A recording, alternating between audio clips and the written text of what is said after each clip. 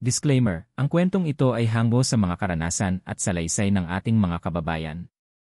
Lahat ng pangalan, lugar, at pangyayari ay sinadya o nagkataon lamang na magkatulad sa tunay na buhay. May ilang bahagi ng kwento na maaaring hindi angkop sa mga bata o sa may mahinang dibdib. Hinihikayat namin ang pag-iingat sa panonood. Ito ay likhang isip para sa libangan at aral sa kabutihan ng puso ng tao. Sa isang maliit na baryo sa bayan ng San Roque, kilala ang pangalan ni Doña Jacinta. Siya ang may pinakamalaking bahay doon, lumang bahay na bato na may matataas na bintana, makakapal na kortina, at bakuran na punong-puno ng matandang puno ng mangga at balete. Noon pa man, maraming tsismis ang kumalat tungkol sa kanya. Sinasabing siya raw ay may taglay na itim na mahika, na kaya niyang magpatigil ng ulan o magpaulan ng apoy sa gitna ng gabi. Ngunit ang lahat ng ito ay puro kwento lamang, hanggang isang araw ay unti-unting nagbago ang mga pangyayari. Madalas daw noon marinig ng mga bata ang pag-alulong ng aso malapit sa bahay ng Donya, kahit tirik na tirik ang araw. May mga pagkakataon ring may bigla na lang namamatay na hayop sa kanilang bakuran, mga manok na tila sinakal, mga itik na biglang nanghihina at namamatay. Nagsimula ang mga tsismis na baka raw may nagbabarang sa Donya. Ang mas nakakatakot pa, may nagsabing sa tuwing sasapit ang gabi, makikita sa bintana ng bahay ang anino ng isang lalaking matanda, may mahabang balbas at pulang mata. Dahil sa takot, halos wala nang naglalakas loob na pumunta sa mansyon. Kahit ang mga naglalako ng gulay, karne at isda sa umaga ay naglalakad na lang sa kabilang kalsada para hindi makadaan sa harap ng bakuran. Ang mga kabataan, ginagawang katatakutan ang kwento ng Donya. Kapag gusto nilang takutin ang isa't isa, babanggitin lang ang pangalan ng matanda at agad-agad na silang magsisiuyan. Pero may isa lang sa baryo na hindi natakot sa kanya, si Mang Lando, ang aking ama. Kilala sa buong San Roque si tatay bilang isang masipag, mabait at matulungin na tao. Mula pagkabata ay sanay na si tatay sa mga kababalaghan. Ang kanyang lolo raw noon ay isang albularyo, kaya't lumaki siyang hindi madaling maniwala sa mga kwento-kwento. Para sa kanya, lahat ng bagay ay may paliwanag, at kung hindi man, mareresolba sa pamamagitan ng dasal at mabuting kalooban. Isang hapon, habang naglalagay ng patubig si tatay sa aming palayan, napansin niyang naglalakad ang Donya sa gitna ng kalsada. Namumutla ito at tila ba nanghihina ang tuhod. May dala-dala siyang maliit na supot na puno ng dahon ng banaba at sambong. Halatang may dinaramdam. Dahil walang ibang naglalakas loob na lumapit, agad na nilapitan ni tatay ang matanda. Doña Jacinta, ayos lang po ba kayo? Tanong ni tatay habang hawak ang balikat ng matanda. Napatingin si Donya kay tatay. Mapupungay ang mata nito, tila ba may gustong sabihin pero hindi masabi. Dahan-dahan siyang umiling at inabot ang braso ni tatay. Lando, tulungan mo ako. Huwag kang matatakot. Hindi ako masama, may gumagawa sa akin nito, bulong ng Donya. Nagkatinginan ang ilang mga kapitbahay na palihim na nagmamasid. May ilan pang nagbulungan, may nagsabing, patay ka Lando, lagot ka dyan. Pero hindi inalintana ni tatay ang sinasabi ng iba. Ang mahalaga sa kanya, may nangangailangan ng tulong at iyon ang kanyang responsibilidad bilang tao. Inalalayan niya ang Donya pabalik sa kanyang mansyon. Doon niya nakita ang mas lalong kakaibang mga bagay. Pagpasok pa lang ng bakuran, napansin ni tatay ang malalaking itim na ibon na nakadapo sa mga sanga ng punong balete. Nakatingin ang mga ito, tila ba binabantayan ang bawat kilos ng Donya. Sa may likuran ng bahay, may dalawang pusang itim na paulit-ulit ang pag-ikot sa harap ng bintana. At sa bawat pag-ihip ng hangin, tila ba may mga boses na dumadaloy, mahihinang bulong na hindi maipaliwanag. Pinaupo ni tatay ang Donya sa isang lumang upuan sa sala. Ang amoy ng lumang kahoy at usok ng insenso ay bumalot sa buong paligid. Ipinagtimpla siya ni tatay ng mainit na salabat gamit ang dahon ng luya at pandan na nakita niya sa kusina. Habang iniinom ito ng matanda, nagsimulang magkwento ang Donya. Matagal na akong kinainggitan dito, Lando. Noon pa, marami nang gustong maagaw ang lahat ng meron ako. Kaya sila nagbabarang, nagsusumpa may isang matandang lalaki dito sa baryo, galit sa akin. Siya ang dahilan kung bakit ganito ako ngayon. Napakunot ang noo ni tatay. Sino po yon, Donya? Umiling ang matanda. Hindi ko kayang sabihin, delikado. Pero Lando, kailangan ko ng tulong mo. Ikaw lang ang tanging may tapang sa baryong ito. Hindi nagdalawang isip si tatay. Wala siyang pakialam sa tsismis at sa takot ng iba. Ang mahalaga, may taong nangangailangan ng tulong. Iyon ang prinsipyo niya mula pa noon. Kahit medyo nag-aalangan, sumang-ayon si tatay na manatili sa bahay ng Donya ngayong gabi para bantayan ito. Hindi niya alam, sa gabing ito magsisimula ang hindi niya kailanman inakalang bangungot, ang laban niya hindi lamang sa isang matandang barang kundi sa mismong mga nilalang na gumagala tuwing dilim. At dito magtatapos ang unang bahagi ng ating kwento. Gabi na nang matapos ang lahat ng gawain ni tatay sa bukid. Malamig ang simoy ng hangin, at ang buwan ay bilog na bilog habang may maitim na ulap na dahan-dahang tumatakip dito. Tahimik ang buong baryo ng San Roque. Ang mga ilaw sa bawat bahay ay isa-isang pinapatay, at tanging ang huni ng mga kuliglig at alulong ng aso ang maririnig sa paligid. Nakahiga na si tatay sa banig habang nag-aayos ng kanyang lampang bigas, nang biglang may sunod-sunod na malalakas na katok sa kanilang pinto. Sa una, hindi niya ito pinansin dahil inakala niyang hangin lang o baka hayop sa labas.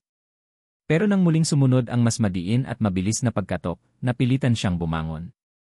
Sandali lang ho, sigaw ni tatay habang isinusuksok ang itak sa kanyang baywang. Pagbukas ng pinto, halos mabitawan niya ang lamparan nang makita kung sino ang naroon, si Doña Jacinta. Namumutla ito, pawis na pawis at nanginginig ang buong katawan.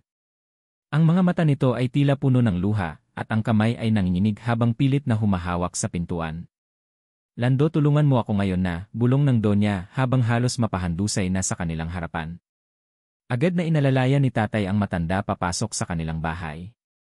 Naupo ito sa isang lumang upuan habang mabilis namang nagpakulo ng tubig si nanay para sa salabat. Hindi inasahan ni tatay ang hitsura ng Donya, ang dating matikas, maayos at matapang na matanda ay ngayoy tila gutay-gutay na.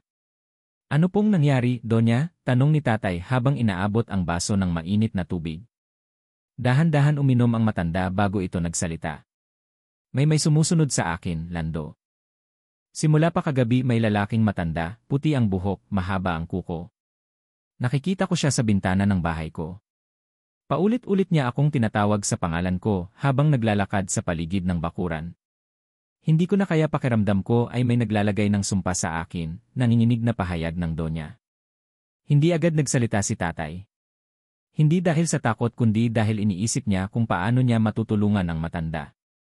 Mula pagkabata, hindi siya naniniwala sa mga barang, kulam o aswang. Pero ngayong harapan na niya itong nararanasan, tila may bumabagabag sa kanyang isipan. Donya, bakit po kayo naglalakad mag-isa sa gabi? Napakadelikado po niyan. Dapat po ay may kasama kayo, payo ni tatay. Wala na akong mapuntahan, Lando. Lahat ng tao dito, iniiwasan ako. Takot sila, akala nila ako ang gumagawa ng masama. Pero ako ang biktima. May isa sa baryo natin isang matandang barang na gustong pahirapan ako hanggang mamatay. Hindi ko na kaya, mangyak-nyak na sagot ng Donya. Nang marinig ni tatay ang mga salitang iyon, parang may gumapang na lamig sa kanyang batok. Naalala niya ang kwento ng kanyang lolo Isko noong bata pa siya, tungkol sa mga barang at kulam na nagpapadala ng sakit at kamalasan sa pamamagitan ng mga insekto, buhok, o kahit mga anino. Hindi nagdalawang isip si tatay. Mabilis siyang kumuha ng balinghoy na anting-anting sa kanilang altar, isang luma at kupas na kwintas na iniwan pa ng kanyang lolo. Ayon sa alamat ng pamilya nila, ito raw ay nagtataboy ng masamang espiritu at proteksyon sa mga nilalang ng dilim. Donya, isuot niyo po ito. Kahit papaano, makakatulong po ito sa inyo, sabi ni tatay habang isinusuot ang kwintas sa matanda. Napatingin ang Donya kay tatay, bakas ang pasasalamat sa kanyang mga mata. Salamat, Lando. Hindi ko alam kung paano kita mapapasalamatan. Pero kailangan ko pa ng isang pabor, samahan mo ako pabalik sa mansyon. Kailangan ko ng kasama doon ngayong gabi. Medyo nag-alinlangan si tatay. Alam niya ang panganib. Hindi lamang dahil sa kwento ng mga barang kundi dahil sa alam niyang wala nang gustong pumunta sa mansyon. Pero nanaig ang kabutihan sa kanyang puso. Isa itong matandang babae na humihingi ng tulong at sa mata ni tatay, ang kabutihan ay laging dapat pairalin. Sige po, Donya. Ihahatid ko kayo. Hindi pa man sila nakakakilos ay biglang may umalulong na aso sa di kalayuan. Sumunod ang kakaibang pagaspas ng hangin at tila ba may aninong dumaang mabilis sa likod ng kanilang bahay. Nagsimulang lumamig ang hangin sa paligid at may kakaibang amoy ng insenso na nagmumula sa labas. Napatingin si tatay sa labas ng bintana at sa liwanag ng buwan, nasulyapan niya ang anino ng isang matandang lalaki. Mahaba ang buhok, nakalugay, at tila ba naglalakad palapit sa kanilang bahay. Ayon siya, sigaw ng Donya habang nagtakip ng mukha. Dahil dito, dali-daling binuksan ni tatay ang kanilang pinto, itak sa kamay at sinundan ang anino.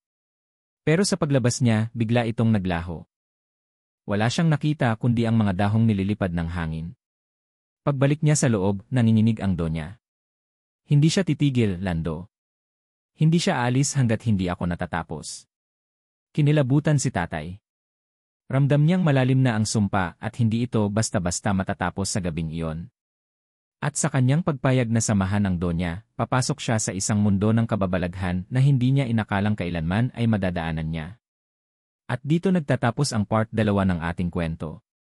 Mag-aalas 12 na ng hating gabi nang magpasya si tatay na ihatid si Donya Jacinta pabalik sa mansyon. Tahimik ang buong baryo. Wala nang ilaw sa mga bahay at tanging liwanag ng buwan ang nagsisilbing gabay sa kanilang daraanan. Sa bawat yapak nila sa maalikabok na kalsada, tila ba may mga matang nakamasid sa dilim. Habang naglalakad, napansin ni tatay na parang humihina ang katawan ni Donya. Panay ang hikab nito at tila ba biglang lumamlam ang kanyang balat, nagmistulang kulay abo. Sa bawat hakbang, biglang sumusulpot ang malamig na simoy ng hangin at ang nakakapangilabot na huni ng kuwago sa di kalayuan. Donya, malapit na ho tayo. Konting lakad na lang, sabi ni tatay habang inalalayan ang matanda. Pagdating sa harap ng mansyon, agad nilang naramdaman ang mabigat na presensya sa paligid. Ang dating tahimik na bakuran ay puno ng anino. May mga itim na ibon na nakadapo sa sanga ng punong balete, at ang mga anino sa gilid ng bahay ay tila gumagalaw sa liwanag ng buwan. Binuksan ni tatay ang kalawangin na gate at pumasok silang dalawa. Sa bawat hakbang sa lumang bakuran, parang may malamig na hangin na bumabalot sa kanilang katawan. Hanggang sa makarating sila sa may harap ng bahay. Pasensya ka na, Lando, ganito na ang bahay ko ngayon. Wala nang naglalakas loob pumasok dito, sabi ng Donya habang binubuksan ang malaking pintuan. Pagpasok nila sa loob, sumalubong ang amoy ng lumang kahoy, bulok na tela, at insenso. Ang mga kurtina ay naninilaw at ang mga antigong kasangkapan ay balot ng alikabok. Ang mga lumang retrato sa dingding ay tila ba nakamasid sa bawat kilos nila. Dinala ni Donya si tatay sa sala, kung saan may altar na puno ng kandila, anting-anting, at mga bote ng langis.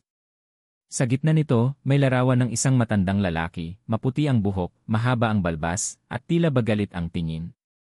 Siya ang gumagawa nito sa akin, Lando, bulong ni Donya habang tinuturo ang litrato. Napatingin si tatay.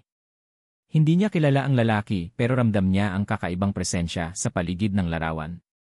Parang gusto nitong sumigaw, tila ba buhay ang galit na nakatingin mula sa larawan. Anong pangalan niya, Donya? Si Mang Crispulo, dating barang dito sa baryo. Noong kabataan ko, muntik ko siyang ireklamo sa mga sundalo dahil sa ginawa niya sa kapatid ko. Dahil doon, isinumpa niya ako. Matagal siyang nawala pero nitong mga buwan, bumalik ang espiritu niya para gantihan ako. Napahigpit ang hawak ni tatay sa kanyang itak. Ramdam niya ang lamig sa paligid at ang pag-ikot ng malamig na hangin sa loob ng bahay. Parang may mga matang nakamasid mula sa dilim. Mamayang alas 12, Lando, babalik siya. Kada kabilugan ng buwan, sinusubukan niyang pasukin ang katawan ko. Pag hindi ko nakayanan, kukunin niya ang kaluluwa ko. Nag-init ang batok ni tatay. Hindi niya alam kung anong klaseng laban ang papasukin niya, pero ayaw niyang may masamang mangyari kay Donya Jacinta. Isa itong matandang babae na humihingi ng tulong, at kung totoo mang may masamang espiritu, dapat niya itong harapin. Ano po ang kailangan nating gawin? Kailangan kong mapalibutan ang altar ng proteksyon. Pero hindi ko kayang mag-isa. Kailangan kong may kasama na may tapang at hindi madaling matakot. Isa kang mabuting tao, Lando. Naririnig niya ang mga dasal ng may malinis na puso. Sa oras na dumating siya, ikaw ang magtatayo ng proteksyon habang ako ay magdarasal. Napatingin si tatay sa paligid. Sa bawat sulok ng sala, tila may mga aninong nagkukubli. Naririnig na rin niya ang mahinang pag-ungol at kaluskos ng mga pako sa kisame. Donya, anong klaseng proteksyon po? Ilagay mo ang mga bote ng langis at anting-anting sa 4 na sulok ng sala. Maglagay ng asin sa bawat bintana at pintuan. At itutok mo ang itak sa gitna ng altar. Sa oras na pumasok ang anino niya, hindi siya makakalapit kung maayos ang mga yon. Agad na sinimulan ni tatay ang paghahanda. Isa-isa niyang kinuha ang mga bote ng langis na may halamang damong Maria at Amorseko. Pinuwesto niya ang mga ito sa bawat sulok ng sala. Sa bawat bintana at pintuan, nagkalat siya ng asin, at sa altar, inilagay niya ang kanyang itak. Habang abala si tatay, nagsindi naman ng kandila si Donya at nagsimulang magdasal sa wikang hindi niya maintindihan. Latin, sabi ni tatay sa sarili niya. Mga lumang dasal ng pagtaboy sa masamang espiritu. Habang papalapit ang alas 12, lalong bumibigat ang hangin sa paligid. Ang mga kandila ay nagkikislapan at ang malamig na simoy ng hangin ay tila ba nagdadala ng anino mula sa labas. Bigla, sa likod ng bintana, lumitaw ang anino ng isang matandang lalaki. Maputi ang buhok, mahabang balbas, at pulang-pula ang mga mata. Ayon na siya, Lando, bulong ni Donya, habang patuloy sa pagdarasal. Nang makapasok ang anino sa loob ng mansyon, bumigat ang hangin at ang mga kandila sa altar ay nagtilamsikan. Parang may nagbagsakang mga bato sa dibdib ni Tatay Lando sa bigat ng presensya ng nilalang.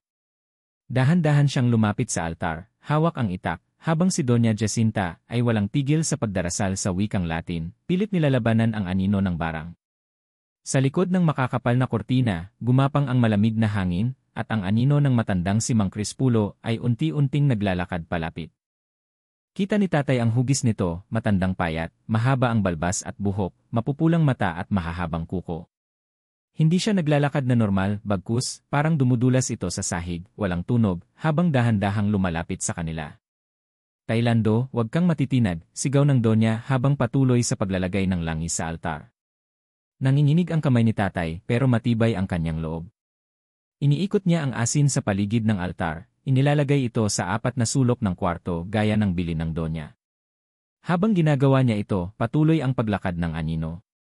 Sa tuwing may dumidikit na asin sa sahig, napapaatras ang anino, naglalaho saglit bago muling lilitaw sa madilim na parte ng sala.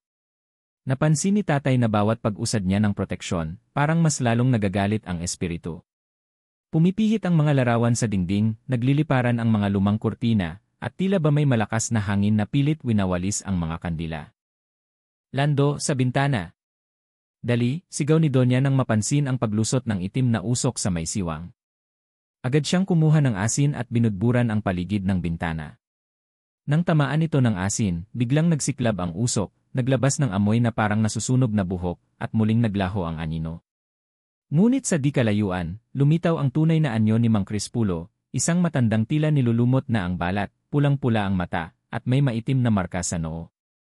Nakatayo ito sa may hagdanan, nakatingin kay Doña Jacinta. Jacinta, malalim at garalgal nitong boses, panahon na para pagbayaran mo ang kasalanan mo. Lalong binilisan ni Donya ang pagdarasal, halos mawalan na ng boses. Lumapit si tatay sa gitna, humarang sa pagitan ng Donya at ng anino. Hawak ang kanyang itak, buong tapang na hinarap ang espiritu. Dito ka lang. Hindi ka makakapasok, sigaw ni tatay. Parang kinutya lang ng espiritu si tatay. Isang iglap, tumilapon ang mga gamit sa paligid, mesa, silya, mga lumang larawan. Parang may malakas na hangin na umiikot sa loob ng mansyon. Pero sa gitna ng kaguluhan, nanatiling buo ang bilog ng asin sa sahig, at sa tuwing tatangkain ng anino na lapitan si Donya, napapaatras ito. Lando, abutin mo ang itim na bote ng langis sa altar, yung may tansong takip, utos ng Donya. Agad na dinampot ni tatay ang maliit na bote, at sa bili ng Donya, binuhusan niya ang paligid ng altar. Nang tamaan ng langis ang sahig, biglang nagbaga ang paligid. Nagkaroon ng munting apoy na kulay asul, parang naglagablab na bilog. Ngayon, itapat mo ang itak sa apoy. Huwag kang bibitiw, muling utos ng Donya. Walang takot, itinapat ni tatay ang kanyang itak sa apoy. Agad itong nabalot ng asul na liwanag. Sa di kalayuan, nagwawala na ang espiritu, napapaatras habang unti-unting kumukupas ang itsura. Mula sa matandang nakakatakot, unti-unting bumabalik ito sa pagiging anino. Jacinta, hindi pa tayo tapos, banta ng espiritu bago ito tuluyang naglaho sa isang bugso ng malakas na hangin. Pagkatapos ng ilang segundo, tumahimik ang buong mansyon.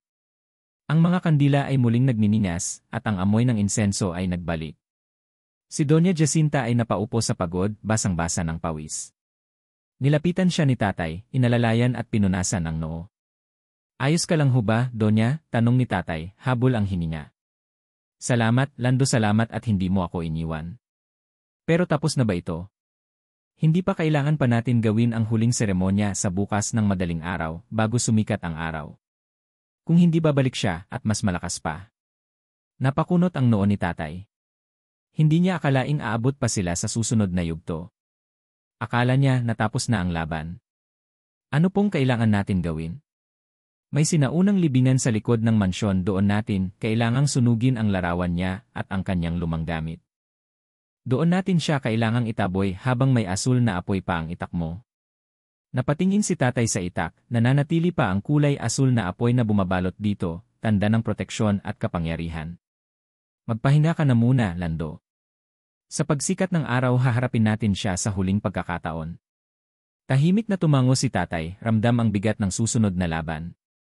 Pero buo ang loob niya, dahil ngayong naranasan niya ang kababalaghan, hindi na siya magdadalawang isip na ipagtanggol ang mga inosente laban sa mga nilalang ng dilim.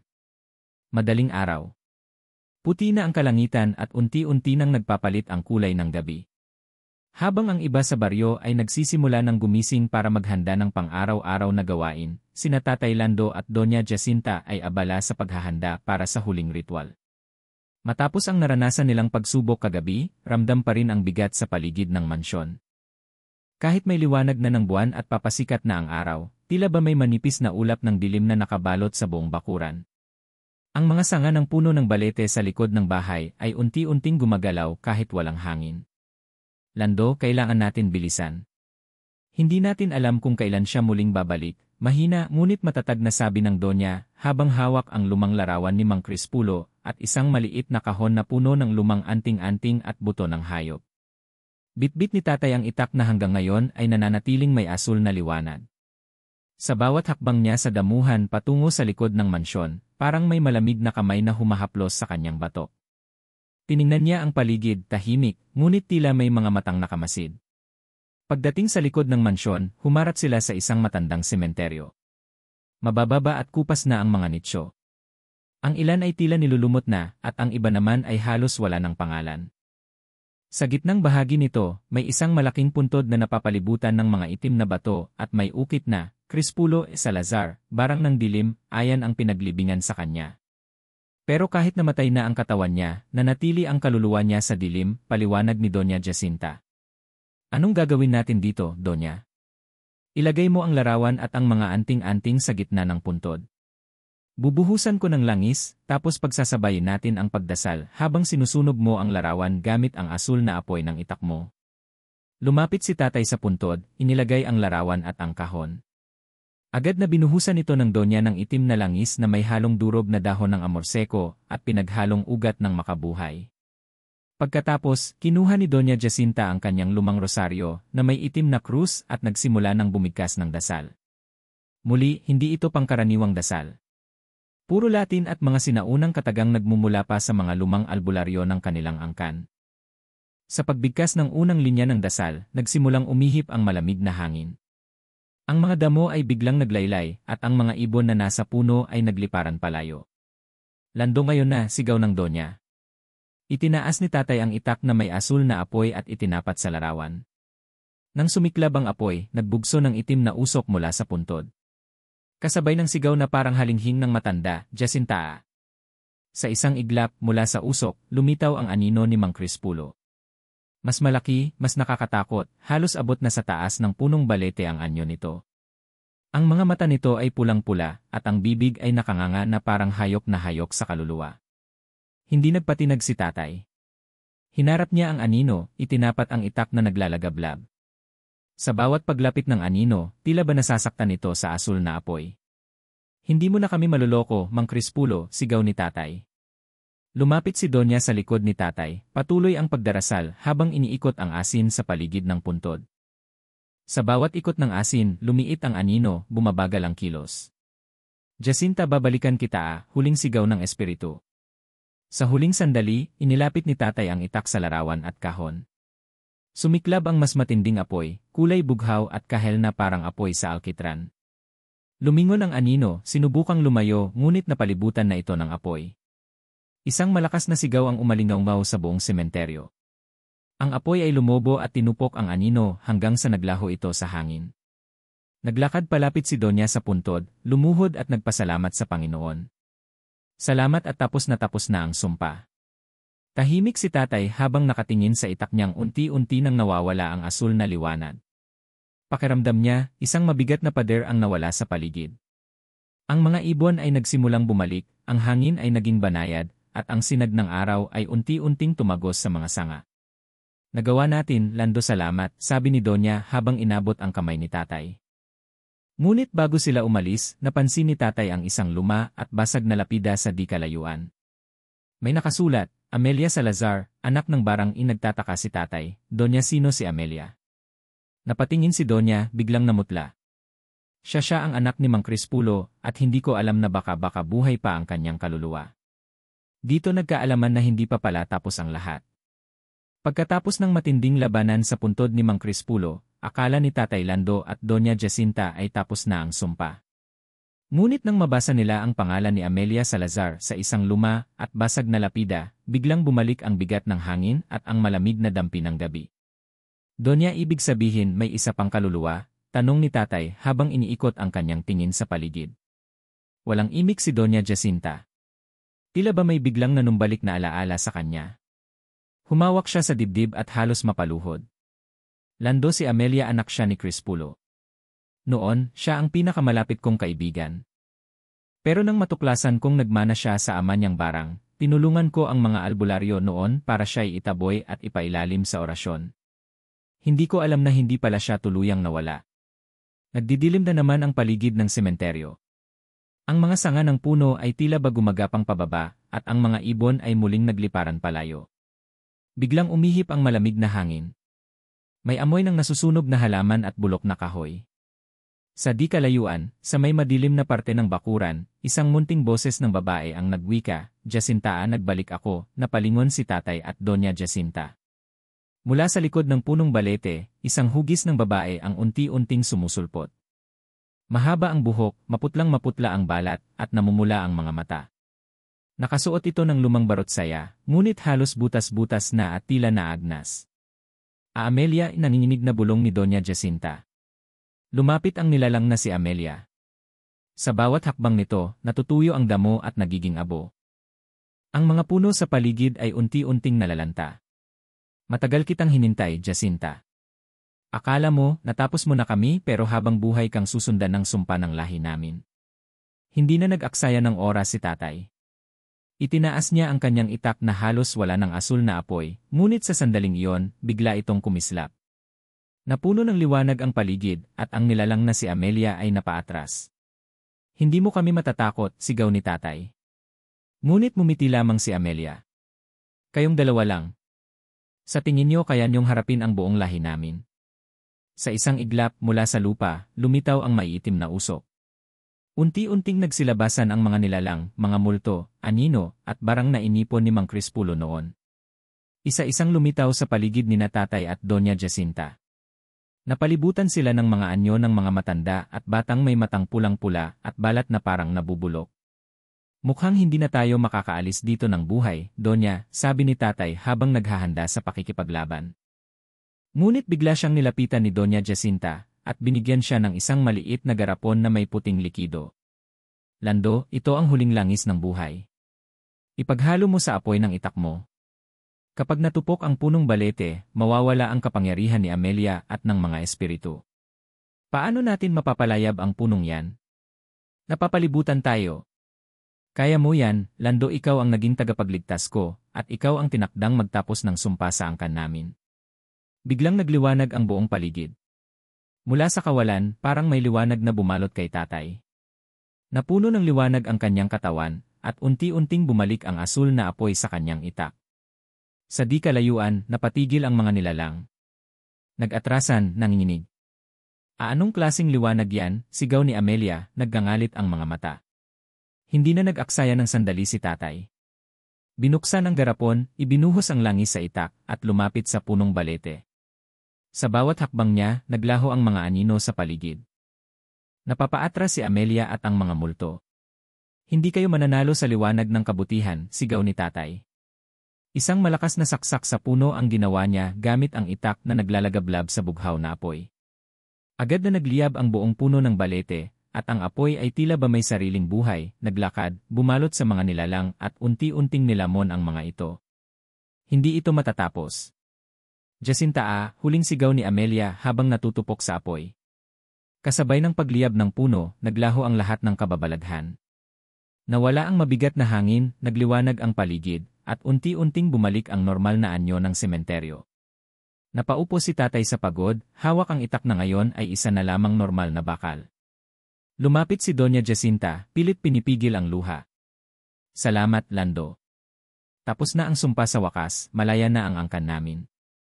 Ngunit bago sila tuluyang umalis, napansin nilang sa abo ng punong balete, may naiwanang maliit na bato na kulay itim. Kinuha ito ni Doña. Anong gagawin niyo dyan? Tanong ni tatay. Ibaon natin ito sa lupa ng simbahan para hindi na muling bumalik ang kadiliman. Tahimik na tumango si tatay. Sa wakas, nakahina siya ng maluwag. Pagkaraan ng insidenteng iyon sa sementeryo, tila ba muling nanumbalik ang katahimikan sa baryo. Ang mga puno ay naging luntian, ang mga hayop ay muling nag-ingay, at ang hangin ay naging preskong-presko, malayo sa malamig at mabigat na simoy na tila laging may kasamang anino. Sa kabila ng katahimikan, si Tatay Lando ay hindi pa rin mapakali. May mga tanong na gumugulo sa kanyang isipan. Kung tapos na ang sumpa, bakit ba tila may iniwang bakas ang mga nilalang ng dilim? Ano ang kahulugan ng itim na batong naiwan sa abo ng punong balete? Donya, sigurado ka bang wala nang babalik? Tanong ni tatay habang nag-aayos ng gamit sa harap ng mansyon.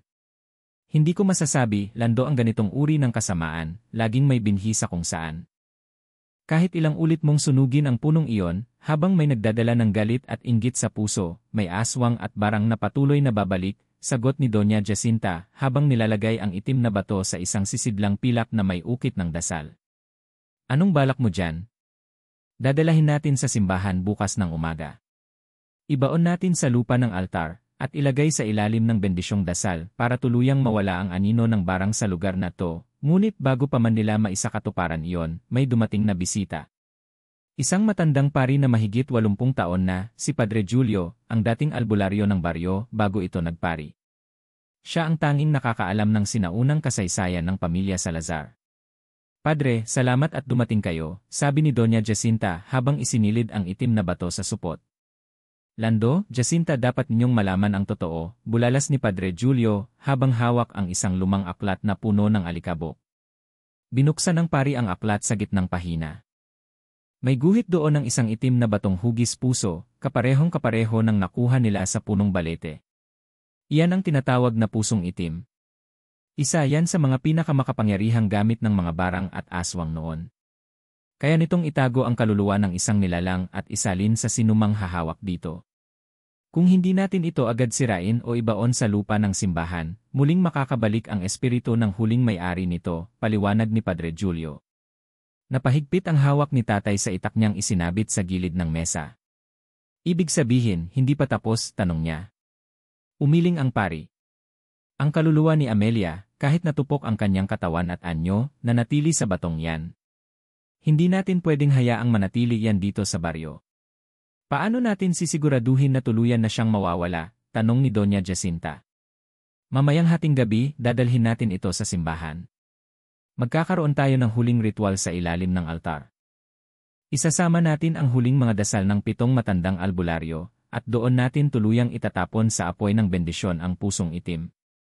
Lumipas ang mga oras.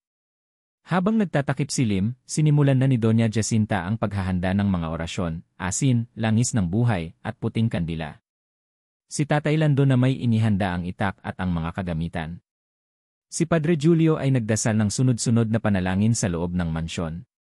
Nang sumapit ang 12:00 ng gabi, tumungo silang tatlo sa simbahan. Tahimik ang paligid, pero ramdam ni tatay ang malamig na hangin at ang pagkislap-kislap ng mga aninong parang nagmamasid mula sa kadiliman.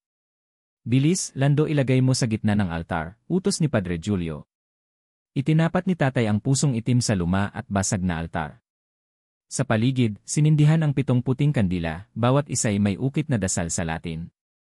Si Doña Jacinta ay nagsimulang magbuhos ng asin at langis, habang si Padre Julio ay nagbitaw ng matandang orasyon. Habang nagpapatuloy ang ritual, nagsimulang manginig ang itim na bato. Tila ba may kumakawala mula rito? Ang hangin sa loob ng simbahan ay biglang nag-iba, naging mabigat, malamig, at tila may bulong-bulong na nagmumula sa bawat sulok. Hindi ko alis. Jacinta. Lando. Padri, biglang sigaw ng kaluluwang nakulong sa bato. Nagtaas ng itak si tatay, tinapik ng padre ang kanyang balikat. Ngayon, Lando. Isang malakas na hampas ng itak ang ginawa ni tatay sa pusong itim. Sa isang iglap, sumiklab ang bato sa bughaw na apoy. Sumigaw ang anino ni Amelia, halos durugin ang salamin ng simbahan. Wala na kayong babalikan. Patawad na lang sa mga kaluluwa niyong pinaglaruan, sigaw ni tatay habang ang apoy ay unti-unting nilamon ang huling bakas ng kasamaan. Lumaganap ang liwanag sa buong simbahan. Nawala ang anino at ang malamig na hangin ay napalitan ng banayad na simoy. Humupa ang apoy at tanging abo na lamang ang naiwan sa gitna ng altar. Salamat, Lando. Salamat, Jacinta. Tapos na ang sumpa, mahina ngunit payapang sabi ni Padre Julio. Nagyakapan ang tatlo. Sa wakas, ang higit 100 taon ng kadiliman ay nagwakas na. Kinabukasan ng umaga, tila ba ibang-iba na ang pakiramdam sa baryo. Ang dating malamig at mabigat na hangin ay naging presko at magaan. Ang mga ibon na ilang linggong nawala ay nagsipagbalikan, at ang mga halaman sa paligid ng mansyon ay unti-unting nabuhay. Sa unang pagkakataon, pagkatapos ng napakaraming taon, nagkaroon ng kapayapaan ang lugar. Si Tatay Lando, pagod man sa magdamagang labanan at ritual, ay nagising sa malambot na sikat ng araw na pumapasok sa bintana ng kanyang maliit na kubo. Nagkape siya sa harap ng kanyang bahay at inalala ang lahat ng pinagdaanan. Salamat sa Diyos natapos na rin, bulong niya sa sarili. Maya-maya, dumating si Doña Jacinta, bitbit ang isang basket ng prutas at tinapay. Lando, para sa'yo. Bilang pasasalamat sa lahat ng ginawa mo para sa akin at para sa buong baryo, sabi ng matanda, baka sa mukha ang kapayapaan na matagal nang nawala. Ngumiti si tatay. Wala po yon, Donya. Kung tutuusin, dapat ko rin pong pasalamatan ang lakas ng loob nyo at ang kabutihang ipinakita nyo, kahit na kayo mismo ang naging ugat ng lahat. Bahagyang yumuko si Doña Jacinta. Lahat tayo nagkakamali, Lando. At salamat dahil binigyan mo ako ng pagkakataong itama ang aking pagkukulang. Dumating rin si Padre Julio. Bitbit ang isang maliit na libro ng dasal at isang lumang papel. Lando, Donya. Gusto ko sanang sabihin sa inyo na kagabi, habang natutulog ako sa kumbento, may panaginip akong nakita. Si Amelia, suot ang puting damit, payapa ang mukha, at nagpasalamat sa atin. Hindi ko alam kung panaginip lang iyon o hudyat na tuluyan ng matahimik ang kanyang kaluluwa. Napatingin si Doña Jacinta sa langit. Sana nga, Padre. Sana nga, ang munting pagtitipon ilang araw ang lumipas, nagtipon ang mga taga-baryo sa harap ng simbahan. Nagpatawag si Padre Julio ng isang munting misa para sa mga kaluluwang naligaw, lalo na para kina Mang Crispulo, Amelia, at iba pang naging biktima ng sumpa. Dumating ang halos lahat ng taga-baryo. Lahat ay nagbigay ng puting kandila at panalangin. Ang dating takot sa paligid ng sementeryo ay napalitan ng pag-asa. Si Tatay Lando ay ginawaran ng simpleng parangal, isang munting pleke na nagsasaad ng pasasalamat sa katapangan at kabayanihang ipinamalas niya. Hindi ako bayani, sabi ni tatay habang hawak ang plaque. Isang simpleng tao lang ako na nagnanais ng katahimikan para sa lugar na ito. At kung may kabutihang kailangang gawin, hindi ako magdadalawang isip. Nagpalakpakan ang lahat. Ang alamat na iiwan pagkatapos ng lahat ng iyon, naging usap-usapan sa buong baryo ang kwento ni na Doña Jacinta, Tatay Lando, at ang sumpa ng pamilya Salazar. Ginawa itong alamat na ipinapasa sa mga bata tuwing gabi ng undas. Sabi nila, habang may pusong mapanakit, habang may galit at inggit, may mga aswang at barang na magpaparamdam. Pero habang may isang matapang at mabuting tao na handang lumaban, hindi kailanman mananaig ang dilim, sabi ng isang matanda sa mga kabataan habang nagkukwento sa tapat ng simbahan. At tuwing undas, nagtitirik ang mga tao ng kandila hindi lang para sa mga pumanaw nilang mahal sa buhay, kundi pati sa mga kaluluwang naligaw, upang hindi na muling bumalik ang anumang nilalang ng dilim.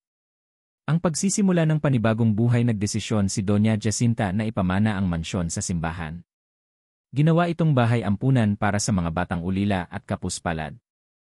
Tumulong si Tatay Lando sa pag-aayos ng paligid at pagtatanim ng mga puno sa dati lugar ng kadiliman. Ang dating pugad ng kasamaan, ngayon ay magiging tahanan ng mga nangangailangan, masayang sabi ni Donya habang pinagmamasdan ang mga batang naglalaro sa bakuran. Samantala, si Tatay Lando ay bumalik sa kanyang tahimik na pamumuhay. Paminsan-minsan ay tinutulungan niya ang mga magsasaka at nagiging katuwang sa pag-aalaga ng kalikasan. Wala nang mas higit pa sa isang simpleng buhay na payapa, sabi niya habang inaayos ang kanyang taniman. Ang huling paalala bago tuluyang isara ang kabanata ng sumpa, iniwan ni Padre Julio ang isang mensahe sa mga taga-baryo. Hindi natin kailanman dapat kalimutan ang mga aral ng nakaraan. Hindi dahil tapos na ang kadiliman ay magpapabaya na tayo. Ang kabutihan ay kailangang patuloy na isinasabuhay, at ang dasal ay dapat laging kasama sa ating araw-araw. At mula noon, naging tradisyon ng baryo ang taunang bendisyon sa gabi ng kadiliman, kung saan buong baryo ay nagdadasal at nagsisindi ng kandila upang alalahanin ang mga nilalang na minsang nagdulot ng takot, bilang paalala na ang liwanag ay laging magwawagi sa dilim. Wakas sa dulo ng lahat, isa lang ang tiyak.